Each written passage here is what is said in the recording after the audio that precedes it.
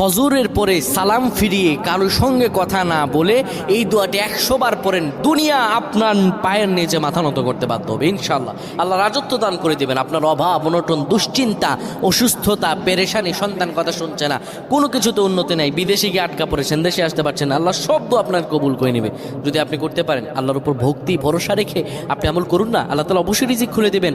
আল্লাহ তাআলা আল্লাহু খায়রুর রাযিকিন, আল্লাহ হচ্ছে উত্তম রিজিক দাতা। আল্লাহ আপনার তো অবশ্যই কবুল করবেন। আল্লাহ বলেছেন উদউনি আস্তাজিব লাকুম, আমার কাছে চাও আমি দিয়ে দিব।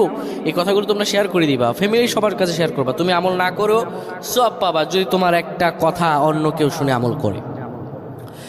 আমার প্রিয় ভাইরা, ফজর নামাজের পরে নবীজি কখনো এই আমলটা ছেড়ে দিতেন না। কেউ যদি ফজর নামাজের পরে পরে সুবহানাল্লাহি ওয়া বিহামদিহি সুবহানাল্লাহিল আযীম 100 বার যদি কেউ পড়তে পারে, কারো সঙ্গে কথা না বলে 100 বার পড়ার কারণে আমার আল্লাহ রব্বুল